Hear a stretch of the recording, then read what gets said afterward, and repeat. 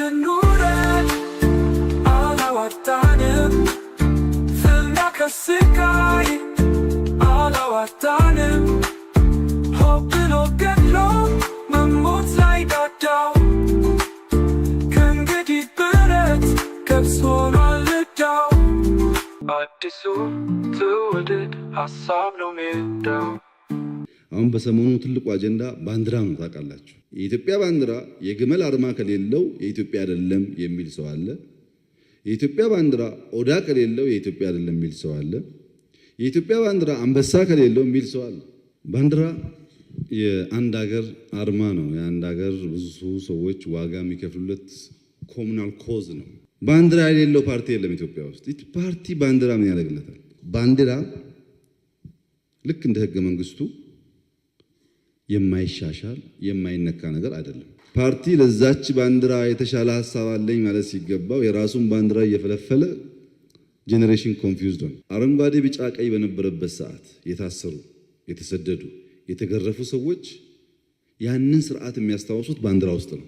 አሁን ደግሞ ኮከብ ከመጣ በኋላ በኔ ጊዜ በኢህአዴግ ጊዜ የታሰረ የተገረፈ የተጎዳ የተሰደደ ደግሞ ልክ ኮከቡን ሲያይ እኔን ነው የሚያየው።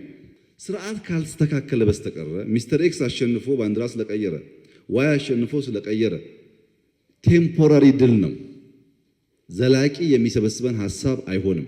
እንወያይበት፣ ግድ የለም። እስቲ አሁን ኮከብ ተቀምጦ የሚያመጣው ችግር የለም። እንወያይበትና የብዙሃን ህዝብ ፍላጎት ከሆነ በምክክር እንፍታው። አብስለን ተወያይተን ተመካክረን በህግ እናስተካክለው። ይህ ትንታኔ ሜዳ ነው።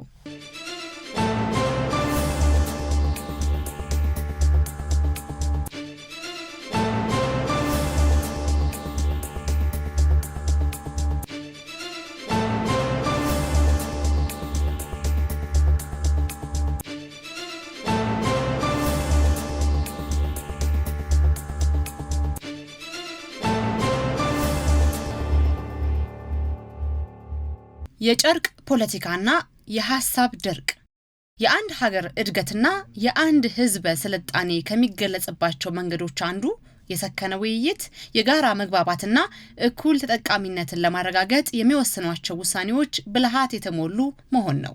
ምክንያቱም ውይይት፣ የጋራና የእኩል ተጠቃሚነት ለአንድ ሀገርና ህዝብ የእድገት መሰረት ናቸውና። በሌላ በኩል ስንኩል ፖለቲካ ባለባቸው ሀገራት ያልበሰሉ ፖለቲከኞች መርህን ሳይሆን ጊዜያዊ ጥቅምን ያስቀድማሉ። ለህዝብና ለሀገር ከሚጠቅሙ አጀንዳዎች ይልቅ ጥቂት ቡድኖች ወይም ግለሰቦችን የሚጠቅሙ አጀንዳዎች ብቻ ወደ መድረኩ ይመጣሉ። በዚህ የተነሳ ሰላም ጊዜያዊ፣ እድገት ወቅታዊ ይሆናል። የፖለቲካ ምህዳሩን የሚዘውረው አንደኛው ቡድን ተሸንፎ ሲወርድ ደግሞ ሌላኛው ንዑስ ቡድን ህዝቡን ሳይሆን ራሱን የሚጠቅምበትን አጀንዳ ይዞ ብቅ ይላል። ልብ በሉ፣ አሁን የምናወራው ለረጅም ዘመናት በሀገራችን ሰፍኖ ስለቆየው አሉታዊ የፖለቲካ ዘልማድ ነው። የፖለቲካ ዘልማዳችን መቃወምን፣ መጣላትን፣ መዋጋትን የሚያሞግስ ሆኖ ለረጅም ጊዜ ቆይቷል። ይህ ይበልጥ የተጋለጠው የለውጡ መሪ ወደ መንበር ከመጡ ወዲህ ነው። ምክንያቱም እሳቸው ስልጡን ፖለቲካ ይዘው መጥተዋልና። ከተቋሚነት ወደ ተፎካካሪነት፣ ከጸብ ወደ ሰላም፣ ከግጭት ወደ ምክክር እንደግ አሉ። ለረጅም ዘመናት ሰፍኖ የቆየው ድኩም የፖለቲካ ሐሳቤ ግን እንዲህ በቀላል የሚለቅ አጋንንት አለመሆኑን ባለፉት 7-8 ዓመታት እያየነው ያለ ነገር ሆኗል። ከመመካከር መከራከር፣ ከመወያየት መጣላት የተለመደባቸው ከነዚህ መገለጫዎች ውስጥ ነገረ ህገ መንግስት፣ ነገረ ፌዴራሊዝም፣ ነገረ ተቋማት፣ ነገረ በጀትና ነገረ ሰንደቅ ዓላማ የሚጠቀሱ ቢሆንም ለዛሬ ነገረ ሰንደቅ ዓላማን እንይ። በመሰረቱ ሰንደቅ ዓላማ የዓላማ ጉዳይ ነው። አንድን ሀገር ሀገሬ፣ የዚያን ሀገር ታሪክ ታሪኬ፣ የዚያን ሀገር ባህል ባህሌ፣ የዚያን ሀገር ማንነት ማንነቴ ብለው የተቀበሉ ዜጎች እኩል የሚገዙለት እኩል የሚወድቁለት ዓላማ ነው። እውን ግን የኛ ሀገር ቆሞ ቀረና ሐሳበ ቢስ ፖለቲከኞች ይህንን ይረዳሉ? ልብ በሉ፣ የምናወራው ስለ አንድ ትልቅ ሀገራዊ በሽታ ነው። በሽታውም የጨርቅ ፖለቲካ ይባላል። የጨርቅ ፖለቲካ የሐሳብ ድርቅ የመታው ትውልድ መሸሸጊያ ዋሻ ነው። በአንድ ማህበረሰብ ውስጥ አዳዲስ ሳይንሳዊ ግኝቶችን መፍጠር ጠንካራ የኢኮኖሚ መዋቅር መዘርጋትና ፍትሃዊ ስርዓት መገንባት ሲያቅት ትልቁና አድካሚው የቤት ስራ ወደ ቀለማትና ምልክቶች ይወርዳል። ሺህ ድምጾች ባሏት ሀገር ውስጥ አንዱ የራሱን ጨርቅ ከፍ አድርጎ የሌላውን ለማውረድ ሲታገል፣ ሌላኛው ደግሞ በምልክቶች ካባ ስር ተሸሽጎ የጋራ ማንነትን ለመናድ ያደባል። በአደባባይ የምናውለበልበው ጨርቅ የበዛውን ያህል ከጀርባው ያለው የሐሳብ ጥልቀት ግን እጅጉን የደረቀ ሆኗል። ማህበረሰብ ወደ እውነተኛ ስልጣኔና ጠንካራ ሀገረ መንግስት ግንባታ ለመሻገር መጀመሪያ ከምልክቶች አምልኮ ወጥቶ ወደ መሰረታዊ ሐሳቦች መሸጋገሩ ግድ ነው። በፖለቲካው ዓለም ትልቁን የለውጥና የስርዓት ማሻሻል የቤት ስራ ወደ ጎን ትተው ውጫዊ ምልክቶችን በመቀየር ብቻ ተአምር ማምጣት የሚፈልጉ ኃይሎች ጥቂት አይደሉም። ምልክቶች የሐሳብ መገለጫ እንጂ ራሳቸውን ችለው ሐሳብ ሊሆኑ እንደማይችሉ በመዘንጋት ለዓመታት ትውልድን ለከፋ ውዥንብር ሲዳረጉ ከርመዋል። ኢትዮጵያም ላለፉት በርካታ ዓመታት የዚሁ የምልክት ፖለቲካ ሰለባ ሆና ቆይታለች። በተለይም ከ1960ዎቹ የፖለቲካ ንቅናቄ ማግስት ጀምሮ በሀገሪቱ ምህዳር ውስጥ የበቀሉትና የተፈለፈሉት የግራ ዘመም አስተሳሰብ አራማጅ ፓርቲዎች ዋነኛ ትኩረታቸው የትውልዱን ሕይወት ሊቀይር የሚችል በሳልና ሁሉን አቀፍ ፖሊሲ መቅረጽ አልነበረም። ይልቁንም ወደ መድረኩ ብቅ ሲሉ የመጀመሪያ ስራቸው አድርገው የያዙት የየራሳቸውን የተለየ አርማና ምልክት መፍጠር ነበር። በዚህም የተነሳ በየሰፈሩና በየመንደሩ የሌላውን ጨርቅ የሚቀድና የራሱን ባንዲራ የሚያፈልቅ የፖለቲካ ስብስብ በሀገሪቱ ላይ በረከተ። ፓርቲዎች ለጋራዋ ሀገርና ለሕዝቡ ህልውና የሚበጅ የተሻለ ሐሳብና ፍቅር ይዘው መቅረብ ሲገባቸው የየራሳቸውን አጀንዳና ቡድናዊ መለያ በማውለብለብ አዲሱ ትውልድ በሀገራዊ መታወቂያው ላይ ግራ እንዲጋባና እንዲደናገር አደረጉት። አሁን በሰሞኑ ትልቁ አጀንዳ ባንዲራ ነው። ታውቃላችሁ፣ ባንዲራ አይደለም ለመልሰው ይቀርሱ ነገር ባንዲራ የአንድ ሀገር አርማ ነው። የአንድ ሀገር ብዙ ሰዎች ዋጋ የሚከፍሉለት ኮሙናል ኮዝ ነው። ሀገር የሚታይበት፣ ህዝብ የሚታይበት። ግን ላለፉት 40-50 ዓመታት የተፈለፈሉ የኮሙኒስት ፓርቲዎች የመጀመሪያ ስራቸው አይዲዮሎጂ ሳይሆን ባንዲራ መፍጠር ነው። ባንዲራ የሌለው ፓርቲ የለም ኢትዮጵያ ውስጥ። ፓርቲ ባንዲራ ምን ያደርግለታል?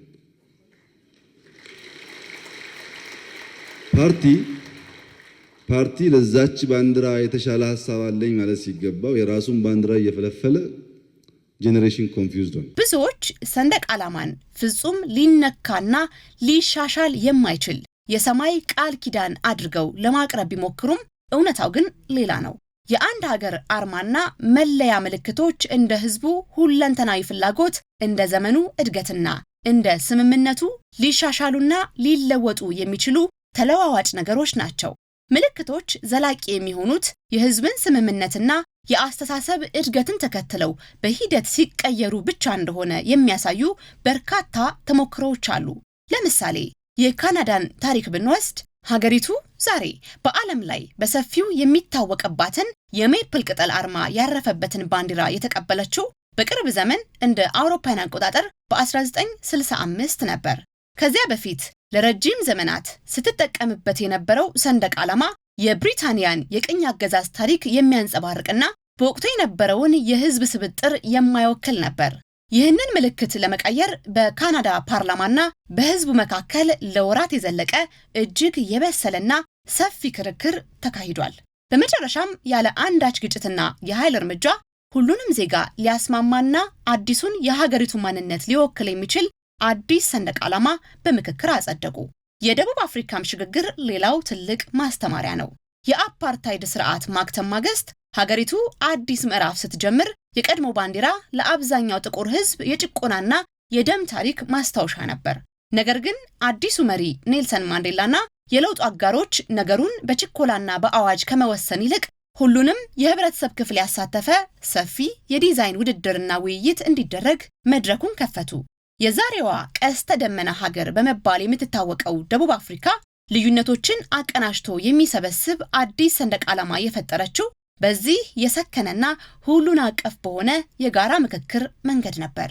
በሰለጠነው ዓለም ምልክቶች የሚቀየሩት ህዝብን ለማደናገር ሳይሆን የህዝብን አስተሳሰብና ይቅርታን ለማብሰር መሆኑን ነው። ምክንያቱም ባንዲራ በራሱ ተራ ጨርቅ ሳይሆን የማህበረሰቡን የጋራ ስነ ልቦናና የስምምነት ውል የሚሸከም ረቂቅ መሳሪያ ነው። በአንድ ሀገር ውስጥ መረጋጋትና ሰላም የሚመጣው ደግሞ ሁሉም የህብረተሰብ ክፍል በዚያ ምልክት ውስጥ የራሱን ነፃነት፣ ባህልና ክብር እኩል ማየት ሲችል ብቻ ነው። ይህንን እውነታ በተግባር ካሳዩ ሀገራት መካከል ስፔን አንዷ ነች። ስፔን ከጀነራል ፍራንኮ አምባገነናዊ የጭቆና አገዛዝ ወደ ዴሞክራሲ ስትሻገር ትልቁ ፈተናዋ የነበረው የህዝቡን የቆሰለ ስሜት በጋራ አርማ ስር መሰብሰብ ነበር። በወቅቱ የነበሩት የፖለቲካ ኃይሎች የኔ ምልክት ካልበለጠ በሚል እልህ ውስጥ ከመግባት ይልቅ የሁሉንም ብሔረሰቦችና ግዛቶች ታሪክ ያቀፈ አዲስ የጋራ የንጉሳዊ አርማ በባንዲራው ላይ ለማስቀመጥ በጠረጴዛ ዙሪያ ተስማሙ። ስፔናውያን ልዩነታቸውን ያከሙት አንዱ በሌላው ላይ ምልክቱን በኃይል በመጫን ሳይሆን የጋራ ሰነድና የጋራ የህግ ማዕቀፍ በመቅረጽ ነበር። በእኛም ነባራዊ ሁኔታ ውስጥ ሊሰመርበት የሚገባ እውነት ይኸው ነው። የአንድን ሀገር ሰንደቅ ዓላማ ጉዳይ በአስገዳጅ አዋጅ ወይም በአሸናፊና ተሸናፊ ስሜት ለመወሰን መሞከር ማህበረሰቡን ይበልጥ ወደ መከፋፈልና ወደ ዘላቂ ጥርጣሬ ከመውሰድ ባለፈ የሚያመጣው አንዳችም ትርፍ የለም። የሰንደቅ ዓላማ ትርጉም የሚጸናው በህግ የበላይነትና በዜጎች እኩልነት ላይ እንጂ በጨርቁ ላይ በሚሳሉ ምስሎች ብዛት አይደለም። ያለ ሰፊ ብሔራዊ ውይይት፣ ያለ ማህበራዊ ስምምነትና ያለ ህዝባዊ ምክክር በስሜት የሚወሰዱ እርምጃዎች ሁሉ ነገ ሌላ ኃይል ሲመጣ እንደገና መፍረሳቸው የማይቀር አዙሪት ነው። ስለዚህ ዋናው ትኩረት መሆን ያለበት ምልክቶችን በመቀየር ላይ ሳይሆን ያንን ምልክት የሚሸከመውን ሀገራዊ ስርዓት ፍጹም ፍትሃዊና ዲሞክራሲያዊ በማድረግ ላይ ነው። የሆነ ሆኖ ባንዲራ ልክ እንደ ህገ መንግስቱ የማይሻሻል የማይነካ ነገር አይደለም። ወደፊትም ወደ ኋላ ለምሳሌ አሜሪካን ብንወስድ 1975 ባንዲራ ሲጀምሩ ስታር አልነበረውም፣ ዩኒየን ጃክ ነው የነበረው። እነዚህ አግድሞሽ 13 አግድሞሽ 13ቱን ስቴት የሚወክሉ ዩኒየን ጃክ ይባላሉ። በ77 13 ስታር ጨመሩ። አሁን 50 ደርሷል። ባለፉት 200 ዓመታት ባንዲራቸው ብቻ 28 ጊዜ ተሻሽሏል። ልክ ሲጀመር የነበረው ነገር አይደለም። ኢትዮጵያም ውስጥ መነጋገር ያስፈልጋል፣ ማሻሻል ያስፈልጋል። እንደ ምሁር ማሰብ ያለባችሁ ግን ይሄኛው ባንዲራ ትክክለኛ ነው ያንተ አይረባም የሚል ኃይል ሳይሆን ሐሳብ ያስፈልጋል። ባንዲራችን ከሚለያይ ይሄ ቢሆን፣ ምክንያቱም ብዙ ፍላጎት ነው ያለው። የኢትዮጵያ ባንዲራ የግመል አርማ ከሌለው የኢትዮጵያ አይደለም የሚል ሰው አለ። የኢትዮጵያ ባንዲራ ኦዳ ከሌለው የኢትዮጵያ አይደለም የሚል ሰው አለ። የኢትዮጵያ ባንዲራ አንበሳ ከሌለው የሚል ሰው አለ። ብዙ ነገር ነው ያለው። ፍላጎቱ ነው። ይሄ የሚፈታው በህዝቦች ውይይትና በህዝቦች ድምጽ ነው። ግን አሁን ስለ ባንዲራ ዳይሬክት ቮት እንኳን ብናደርግ ምንግባባ ይመስላችኋል? እንወያይበት፣ ግድ የለም። እስቲ አሁን ኮከብ ተቀምጦ የሚያመጣው ችግር የለም። እንወያይበትና የብዙሃን ህዝብ ፍላጎት ከሆነ በምክክር እንፍታው። ግን አሁን ወስነን አንስተን ነገ ደግሞ አንዱ መጥቶ ጨምሮ እንደዛ አይነት ጨዋታ ውስጥ አንግባ። አብስለን ተወያይተን ተመካክረን በህግ እናስተካክለው።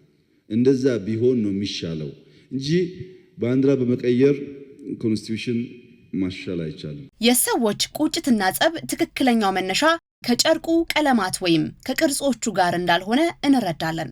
ዋናው ችግር ያለው በምልክቶቹ ጀርባ ባለው የስልጣን መዋቅርና ያ መዋቅር በሰዎች ህይወት ላይ ጥሎት በሄደው ጠባሳ ላይ ነው። በፖለቲካ ሳይንስ ውስጥ የጋራ ትውስታ የሚባል ጽንሰ ሐሳብ አለ። ህዝቦች ያሳለፉትን የግፍ፣ የጭቆና ወይም የነጻነት ታሪክ ከአንዳንድ ታዋቂ ምልክቶች ጋር አያይዘው የመረዳት ዝንባሌ አላቸው። ለምሳሌ በአንድ ወቅት የነበረው ስርዓት የአንድን ማህበረሰብ ቋንቋ፣ ባህልና ማንነት ሲጨቁን ወይም ሰብአዊ መብትን ሲረግጥ የኖረ ከሆነ ያ ማህበረሰብ ያንን መራራ የታሪክ ምዕራፍ የሚያስታውሰው በወቅቱ ይውለበለብ በነበረው ምልክት ውስጥ ነው።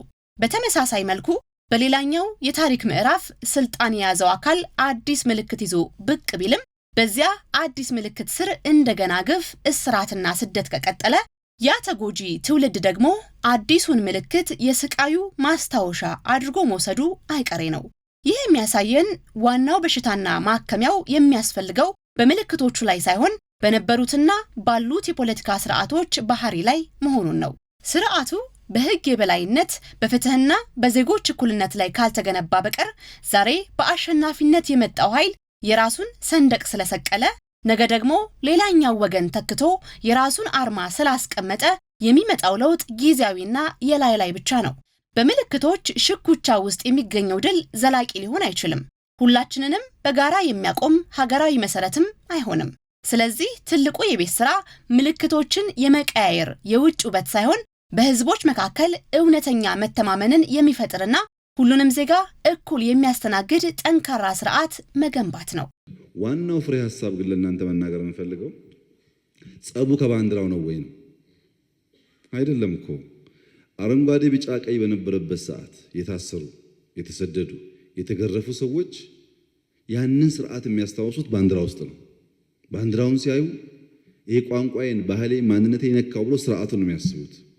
አሁን ደግሞ ኮከብ ከመጣ በኋላ በኔ ጊዜ በኢህአዴግ ጊዜ የታሰረ፣ የተገረፈ፣ የተጎዳ፣ የተሰደደ ደግሞ ልክ ኮከቡን ሲያይ እኔን ነው የሚያየው። አይደለም? ስርዓት ላይ ነው በሽታው ያለው እንጂ በቅንነት ትርጉሙ ላይ አይደለም ችግሩ። ስርዓት ካልተስተካከለ በስተቀር ሚስተር ኤክስ አሸንፎ ባንዲራ ስለቀየረ፣ ዋይ አሸንፎ ስለቀየረ ቴምፖራሪ ድል ነው። ዘላቂ የሚሰበስበን ሐሳብ አይሆንም። ያን ለመቀየር በምክክር ብናስተካክለው ይሻላል የሚል ሐሳብ ብንይዝ። መሪው ከ8 ዓመታት በፊት እንዳሉት ዛሬም በሀገራችን ያሉት የፖለቲካ ፓርቲዎች ሁሉ የየራሳቸው የተለያየ ቀለምና አርማ ያለው ባንዲራ አላቸው። እነዚህ ፓርቲዎች ለምርጫ ቅስቀሳ ወደ ህዝብ ሲወጡ እያንዳንዱ ፓርቲ የየራሱን አርማ ብቻ ያውለበለበና የጋራዋን ሀገር ሰንደቅ ዓላማ ወደ ጎን ገፍቶ ሲቀሰቅስ ነገሩ የአንድ ሀገር ምርጫ ሳይሆን የሌላ ሀገር ምርጫ ቅስቀሳ የሚካሄድ ይመስላል። የአንድነትና የጋራ ማንነት መገለጫ የሆኑት ብሔራዊ ምልክቶች በፓርቲዎች ቀለማት ተውጠው ማየት ለዓለም እንግዳ ክስተት ሆኗል። እነዚህ ፓርቲዎች ነገ በህዝብ ተመርጠው ስልጣን ቢይዙ ሀገሪቱን በምን አይነት ባንዲራ ነው የሚያስተዳድሩት? እያንዳንዳቸው በምርጫ ቅስቀሳ ወቅት ይዘውት የወጡትንና የራሳቸውን ደጋፊ ብቻ የሚወክለውን የፓርቲ ባንዲራ በብሔራዊ ደረጃ ሊጭኑ ካልሆነ ስልጣን በያዙ ቁጥር አዲስ ሰንደቅ ዓላማ የመስፋትና የሀገሪቱን ምልክት በየጊዜው የመቀያየር አባዜ ሊቀጥል ነው። ይህ አይነቱ አካሄድ የሚያሳየው ፖለቲካችን ምን ያህል ከጋራ ብሔራዊ ስምምነት ይልቅ በቡድናዊ ፍላጎት ላይ እንደተመሰረተ ነው። ዛሬ ልንገነዘበው የሚገባው እውነታ በምልክቶችና በቀለማት ካባ ስር ተሸሽጎ የጋራ ኢትዮጵያዊነትንና ሀገራዊ መዋቅሩን ለማላላት የሚደረገው ስውር የፖለቲካ ቁማር ከፍተኛ ዋጋ እያስከፈለን መሆኑን ነው።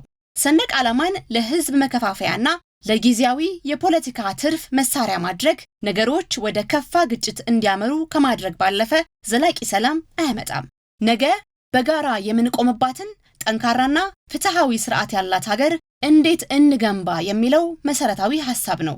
አዎ ሰንደቅ ዓላማን በሚሹ ሃይማኖታዊ፣ ሀገራዊና ባህላዊ በዓሎቻችን በደረሱ ቁጥር ይሄ የጨርቅ ፖለቲካ ትክክለኛ ውበታችንን እንዲነጥቀን በፍጹም እድል ልንሰጠው አይገባም። ማህበራዊ ትስስራችንንና የጋራ ደስታችንን በሰንደቅ ዓላማ ኩርፊያና ልህ አናምከን። ከቀለማት ሽኩቻ ወተን በሰከነ ልብ ስንወያይ ብቻ ነው የሰንደቁም ክብር የሚመለሰው፣ የሀገሪቱም ትንሣኤ የሚረጋገጠው። ራሳችንን መናቅ አለብን። በእኛ ምክንያት አሸናፊ በማያደርጉ ሐሳቦች ስንባላ የምናባክነው በርካታ ነገር እንዳለ ማየት ጠቃሚ ይሆናል። ውረድ እንውረድ አላዋጣንም፣ ፍልሚያ ከስቃይ አላዋጣንም፣ ሆብ ብሎ ገድሎ መሞት ላይ ዳዳው ከእንግዲህ ብረት ገብስ ሆኗል ዕዳው። አዲሱ ትውልድ ሀሳብ ነው ሜዳው።